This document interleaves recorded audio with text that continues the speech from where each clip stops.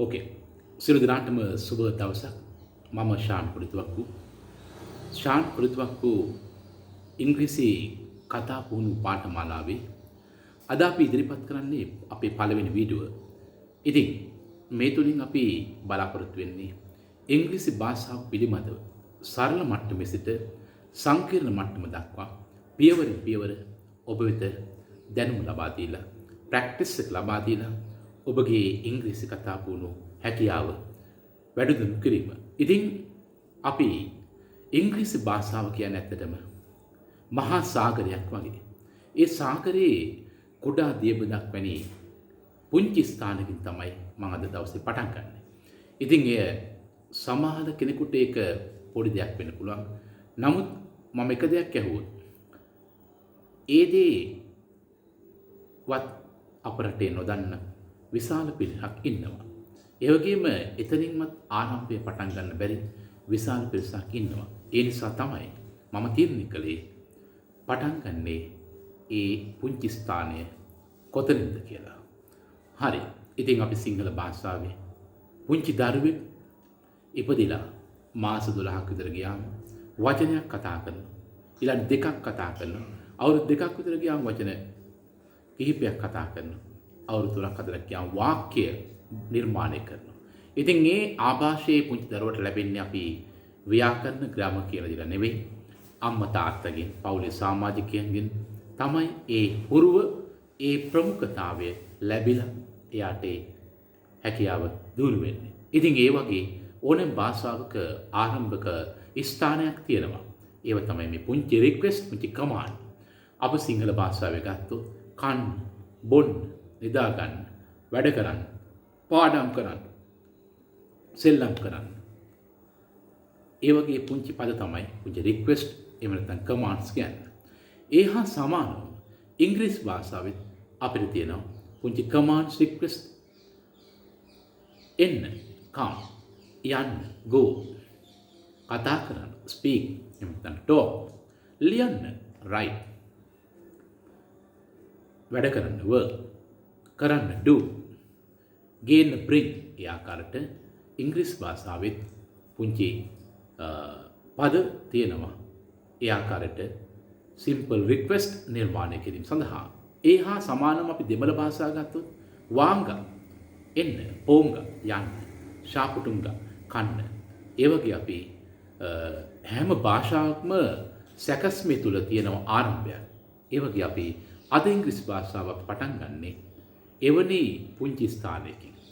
ඉතින් අපි මේ මහා සාගරයක් බඳු ඉංග්‍රීසි භාෂාව තුළ අපි පුංචි දේවදක් අරගෙන ඒ ස්ථානයෙන් පටන්ගෙන අපි පියවරින් පෙරස්තරහට ගියොත් ඔයාලා හැම දිනාටම ඉතා පහසුවෙන් ඉංග්‍රීසි කතා පුහුණුව මාස 5ක් තුළ ප්‍රගුණ කිරීමට හැකියාව ධෛර්යය ලැබෙවි කියලා මට විශ්වාසයක් තියෙනවා. ඉතින් ඒ නිසා අපි අද එතනින් පටන් ගමු.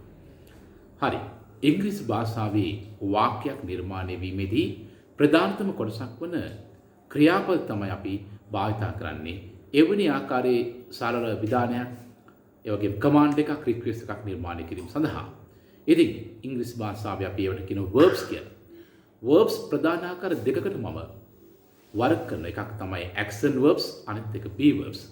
ඉතින් අපි action verb එක කියන්නේ මොකක්ද? උදාහරණ වශයෙන් go, write, sleep, ask, support, help, keep, give.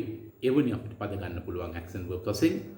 අපි action verb එකක් කුමක්ද කියලා අපි නිර්මාණය කළොත් යම් පුජ්‍යලයක්, ආයතනයක්, යම් පිරිසක් කරන දෙයක් වෙන්නුම් කරන පදයක් තමයි අපි කියන්නේ action verb එක. එහෙම නැත්නම් අපි මෙතන කියන කරන ක්‍රියා කියලා. අපි මෙවැනි ආකාරයට නිර්වචනය කළා. ඔබට අවශ්‍ය නම් සාභාවික සිද්ධියක් ඉදිරිපත් කරන්න උනත් අපිට action verb එකක් භාවිත කරන්න පුළුවන්. උදාහරණ වශයෙන් අපි වැස්ස කියන සාභාවික සිද්ධිය යම් පුජ්‍යලයක් විසින් කරන දෙයක් නෙවෙයි, ආයතනයක් විසින් කරන දෙයක් නෙවෙයි. එය ස්වාභාවික සිද්ධියක්. අපි කිව්වොත් මේ දැන් වහිනවා. It is raining now. සාමාන්‍ය මේ පැත්තට වහිනවා. It rains in this area. එහෙම නැත්නම් මේ දැන් හයියෙන් වහිනවා. It is raining heavily now in this area. එහෙම අපිට කියන්න පුළුවන්. ඒ නිසා අපි නිර්වචනය තුල අපි පුජ්‍යලයක් හෝ ආයතනයක් කියලා අපි නිර්මාණය කරගත්තත් ස්වාභාවික සිද්ධියක් අපි ඉදිරිපත් කරන්න උනත් භාවිතා කරන්නේ action verbs.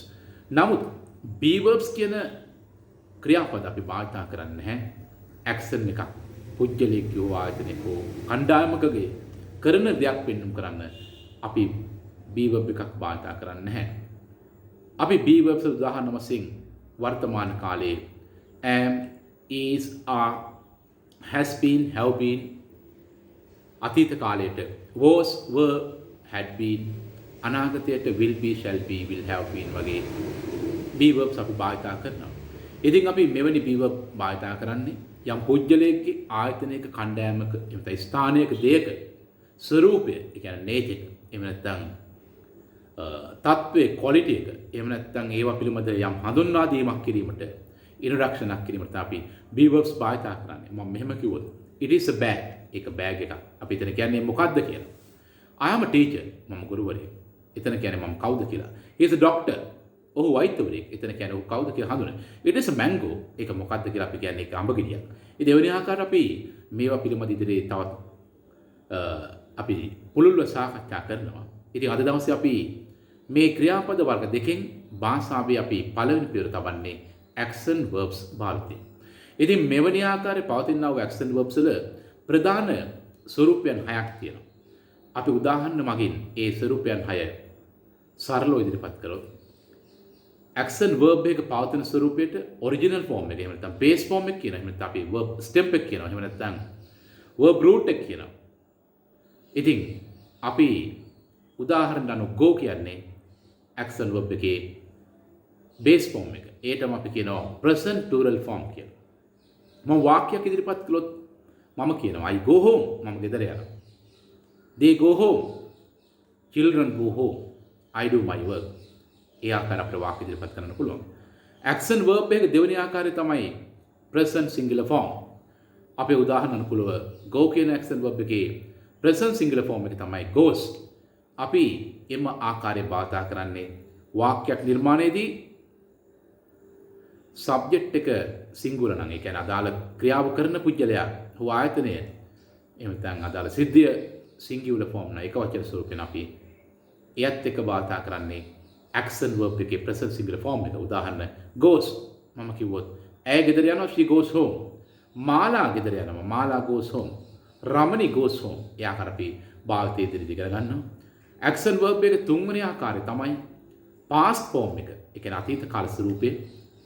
උදාහරණ අනුකූලව go කියන එකේ අතීත කාල ස්වරූපේ තමයි went කියන්නේ. මම මෙහෙම කිව්වොත් වාක්‍යයක් මම ඊයේ නුවර ගියා. I went to Kandy yesterday. ඇය ඊයේ අනුරාධපුරයට ගියා. She went to Anuradhapura yesterday. මම මේ වැඩේ සම්පූර්ණ කළා. I completed that. ඇය විභාගේ සමත් වුණා. She passed the exam this year.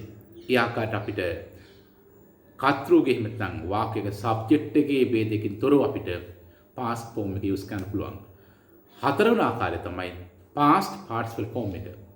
අපේ උදාහරණ අනුකූලව go කියන action එකේ past participle form එක තමයි gone කියන්නේ. ඒකට අපි සිංහලෙන් කියනවා අතීත කුදන්ත ස්වරූපය.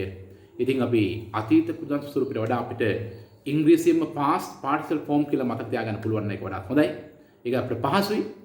අපි ඒකේ භාවිතය අපි ඉදිරියේදී තවත් පුළුල්ව කතා කරනවා. ඒ අවස්ථාව වෙනතුරු දැන් මම එකකින් වාක්‍යයක් ඉදිරිපත් කළොත් I have gone there, මම එහි ගිහලා තියෙනවා. You have met me, ඔයා මට හමු වෙලා තියෙනවා.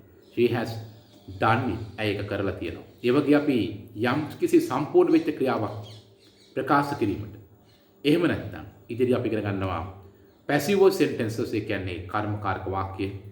ඒ වගේම අපි යම් කිසි noun එකක් modify කිරීමට adjective එකක් වශයෙන් මේ ස්වරූපය භාවිත කරනවා. උදාහරණයක් වශයෙන් මම කියනවා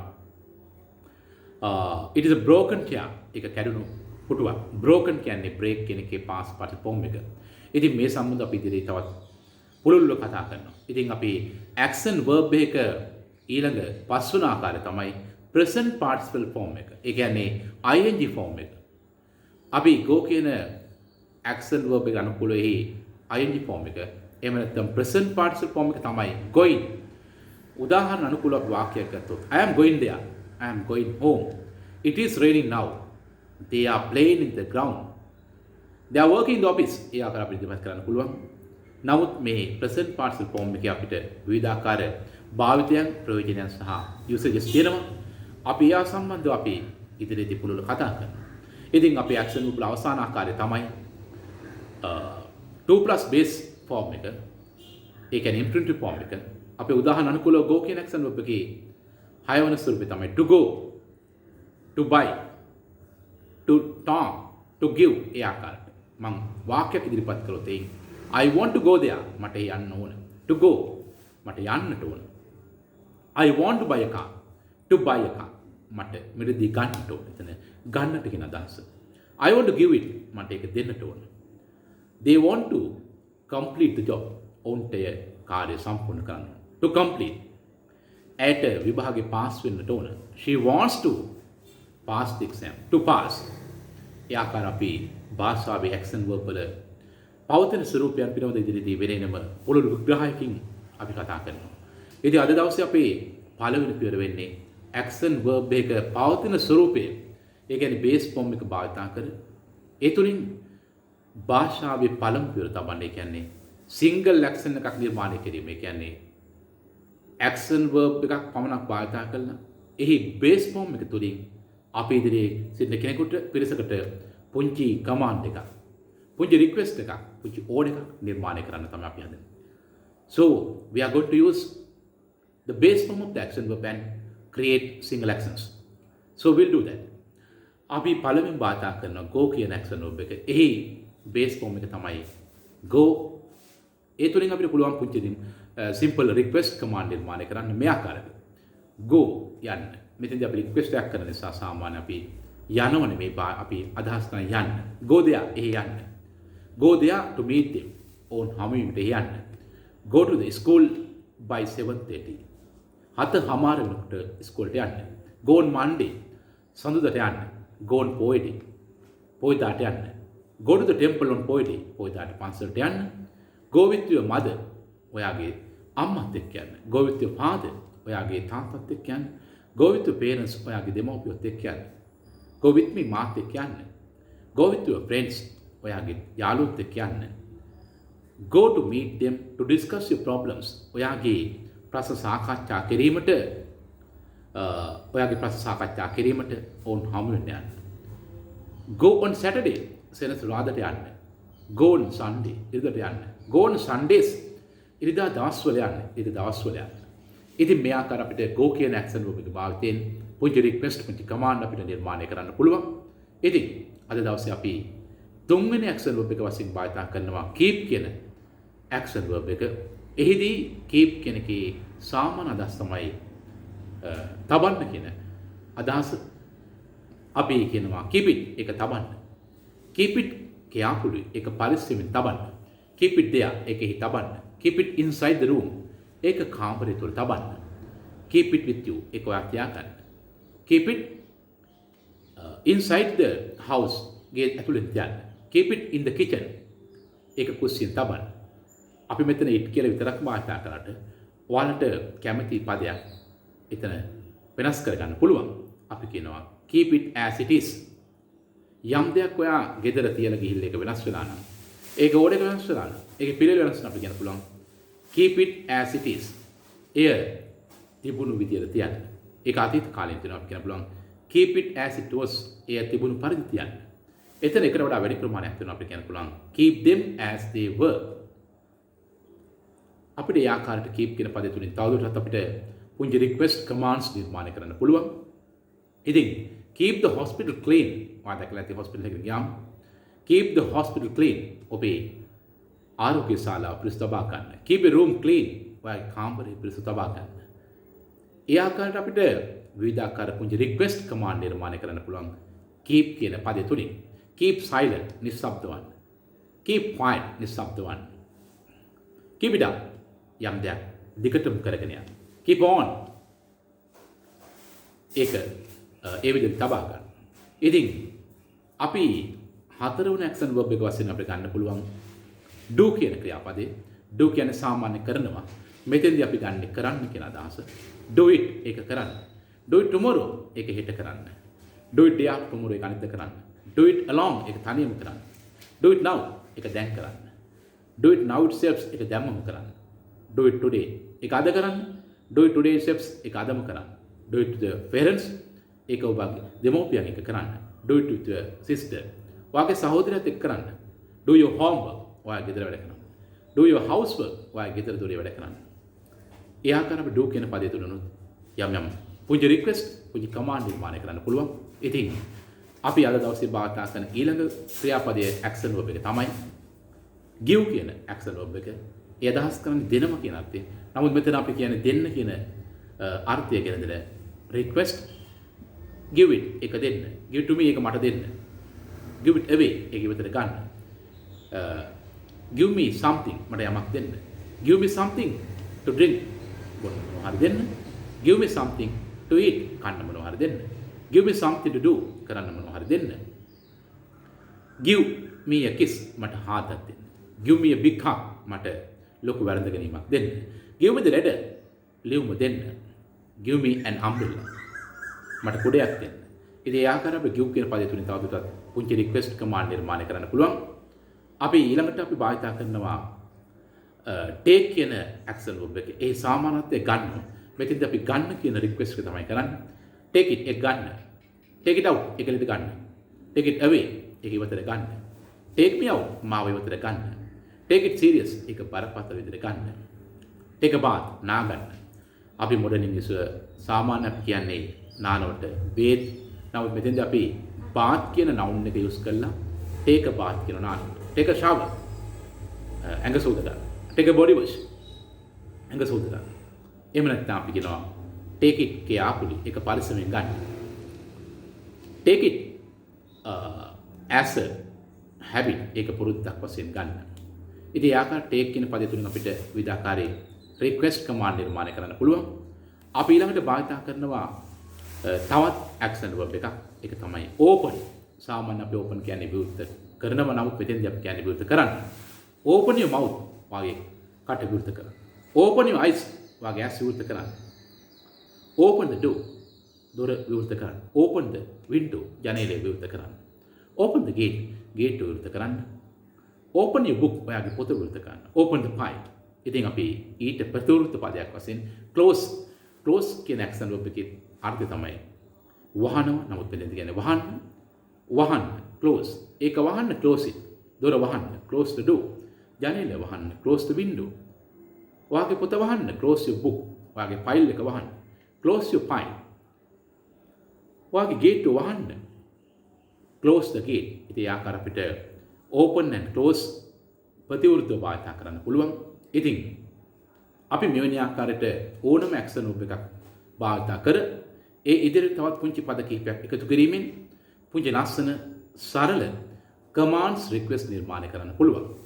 ඉතින් අපි අපේ පළවෙනි පාඩම තුල භාවිතා කරන අවසාන action verb එක වශයෙන් අපිට ගන්න පුළුවන් show කියන action verb එක. show කියන්නේ සාමාන්‍යයෙන් SHOW show පෙන්වනවා. මෙතන අපි කියන්නේ පෙන්වන්න show me මට පෙන්වන්න. මට ඒක පෙන්වන්න show me. මට ඔයාගේ ගැහණු ළමයා පෙන්වන්න show me your girlfriend. show me how කොහොමද කියලා පෙන්වන්න. show me your house ඔයාගේ ගෙදර පෙන්වන්න. show me your garden මට ඔයාගේ ගෙවත්ත පෙන්වන්න. show me your book ඔයාගේ මට පොත පෙන්වන්න. show me your computer මට ඔයාගේ කම්පියුටර් එක පෙන්වන්න. show me how කොහොමද කියලා පෙන්වන්න. show me how to use your camera මට ඔයාගේ කැමරාව භාවිතා කරන්නේ කොහොමද කියලා පෙන්වන්න. show me how to operate your computer මට ඔයාගේ පරිගණක යන්ත්‍රය භාවිතා කරන්නේ කොහොමද කියලා පෙන්වන්න. show me how to write that letter මට පෙන්වන්නේ ලියුම ලියන්නේ කොහොමද කියලා. ඉතින් අපිට ඒ ආකාරයට ඉංග්‍රීසි භාෂාවේ පවතින action verbs වල පළවෙනි ආකාරය කියන්නේ base form එක භාවිතා කළා. ඒ ඉදිරියට තවත් පද කිහිපයක් එකතු කරමින් බොහොම ලස්සනට පුංචි request command පුංචි orders නිර්මාණය කරන්න පුළුවන්. ඒ නිසා අපි අද පළවෙනි පාඩම තුළ අපි තේරුම් ගත්තේ කොහොමද how to create single actions by using one action verbs. ඉතින් your duty is to practice the same thing again and again. Then only you can improve your English knowledge, English practice, English skill. Therefore, my advice is to do the same thing again and again. You have to read this words loudly. You have to talk loudly. If there is nobody at your place or at home, you have to talk to yourself. That is the best thing is to improve your English language proficiency. So ඊළඟ video එකකින් අපි දෙවනි පියවර වශයෙන් අපි අලුත්ම video එකකින් අපි හමු වනතුරු ඔබ සියලු දෙනාටම සුබ දවසක් ප්‍රාර්ථනා කරමින් මා පළවෙනි වීඩියෝවේ පළවෙනි පාඩම මෙතනින් අවසන් කරනවා. සියලු දෙනාටම සුබ දවසක්. Thank you very much.